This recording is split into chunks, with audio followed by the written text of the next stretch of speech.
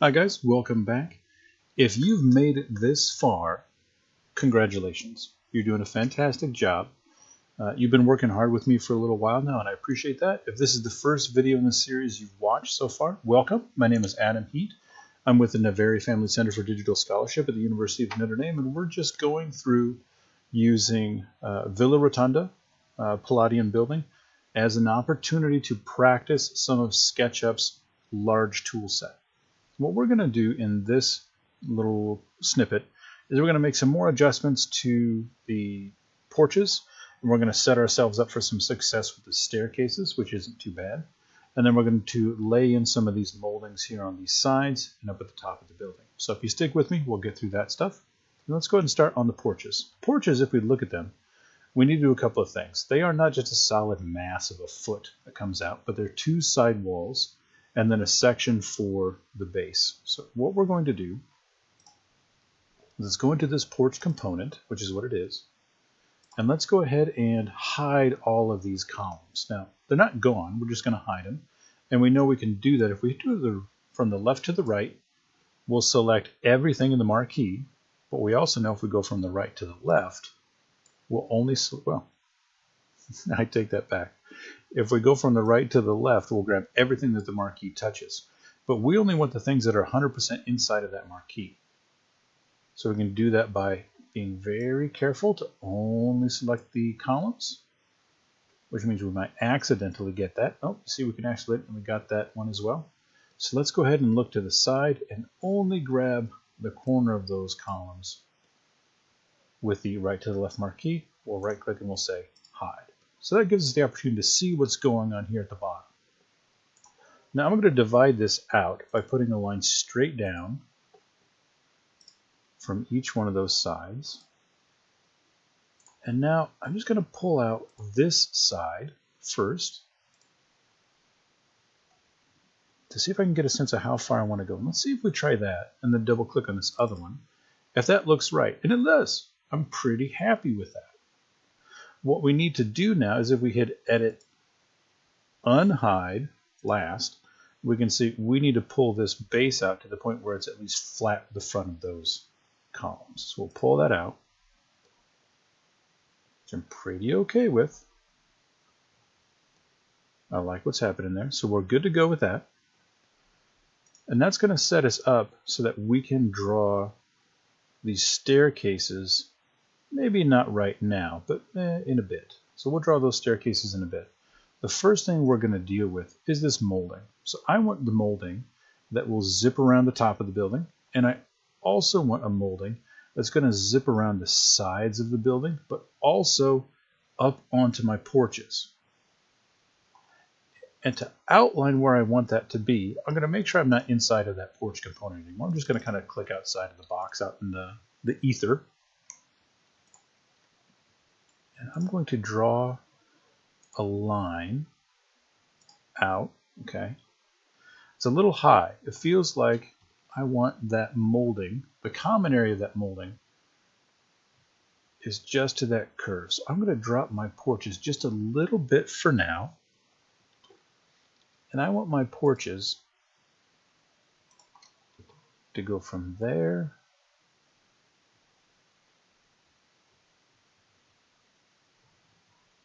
Yeah, I think that'll be fine.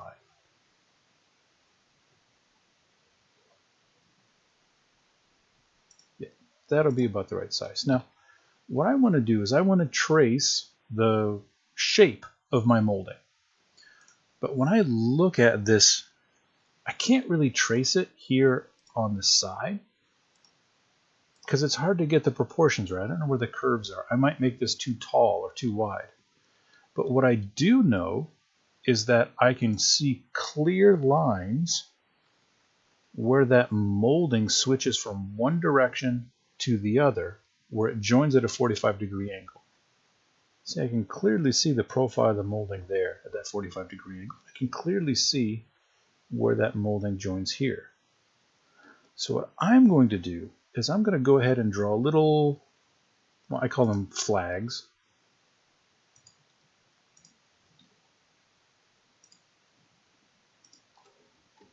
Oh, like I said, if I have a mistake, I'm going to leave it in, and I just did right there. So I'm going to draw a flag over here. Okay, so I've got a little flag there. I'm going to draw another one right here, just up at the top. It doesn't matter how big it is. I can delete the excess later. But what I'm going to do is I'm going to take these, and I'm going to hit my Q key or the rotate tool, and I'm going to rotate them 45 degrees. I'll do the same thing over here. I don't need those lines anymore. Let's rotate these 45 degrees. And now, if you remember, everything that we've done so far has just been tracing stuff. And we're going to keep on doing that. Let's bring this down just a hair. And I feel like I could go and draw right along that. Now, earlier, when we were doing along an axis, it glows red, it glows green, it glows blue. If we were drawing, and we are drawing a line perpendicular to the edge, and in line, it might grow lavender. So we'll be good to go there. I feel like if it went straight out, and then I have a corner here, where it feels like it ought to go up at a diagonal.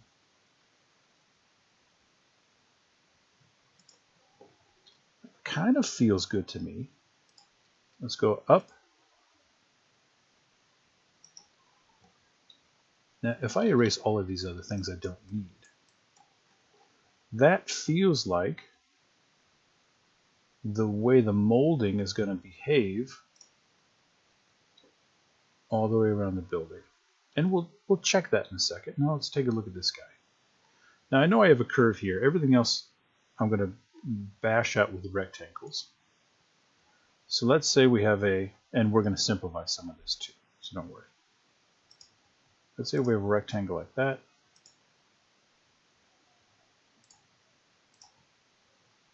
And we're just kind of laying in what looks to be some of these shapes.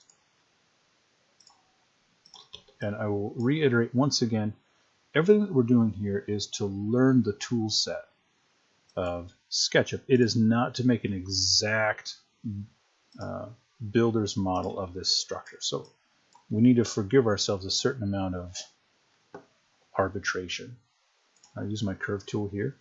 We need to take a few moments and work on the curve tool. Maybe we'll do that in our next video. But right now we're using the two-pointed arc. And we're going and clicking on one section, then the top point. So those are endpoints, and we're dictating the swell of that arc. Okay? So once I come out here and it says, hey, you're drawing along the face, might take it, there we go. I'm going to hold down the Shift key and lock it onto that face. I just want to put a little bit of a swell on that arc, not a huge one. And I'll delete that, and I'll delete these lines. So now I have a profile that roughly matches what I see along that 45-degree angle. Now this section up at the top should be pretty easy. We know that this guy is a rectangle, but we also know that this is inside of a group. So somehow we've got to get this profile inside that group. And to do that, we're going to do the same thing we did on the columns. We're going to double click it and hit Control X. We're going to cut it.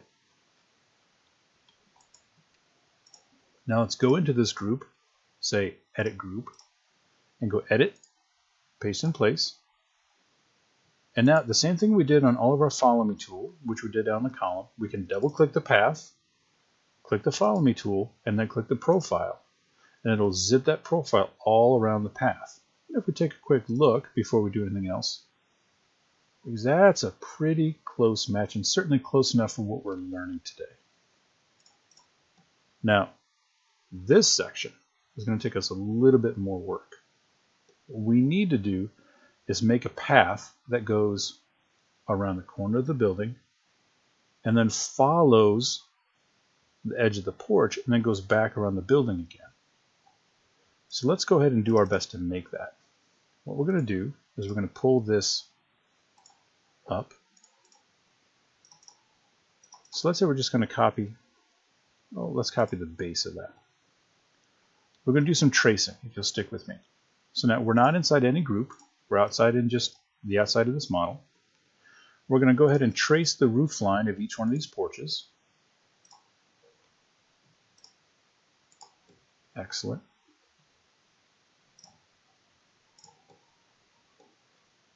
What we're going to do is we're going to trace the edge of these porches. We're also going to trace the bottom of our middle chunk. And once we have that, we can actually take these guys and we're going to move them on the blue axis down to the bottom. So let's double click. I'm going to hold down the shift key, double click, hold down the shift key, double click, hold down the shift key, double click, hold down the shift key, double click. All of those guys, I'm going to move them down. There we go. And those are all the shapes that I need to make. But I need them to be combined in one perimeter. And to do that, I'm just going to take the bottom one and move it along the blue axis and line it up with the top. Once it's lined up, I'm going to delete all these extra lines. And there I go. That is the perimeter that I want to zip this little profile of a flag down. And I actually don't even need to move it out of context. So I can go ahead and double click the profile, click the Follow Me tool, and then select my molding. You can see my molding followed that shape. Now, it doesn't matter that it isn't touching it. It was following the path, even if the path was down there at the bottom. So I don't need this guy anymore. I'll double click him, hit delete. And now if I come on back, I can see that I've taken that profile and I've zipped it all the way around our porches. Now, right now, this is not connected to our porches. Okay, our porches are this big mass, right? I'll make this molding a group.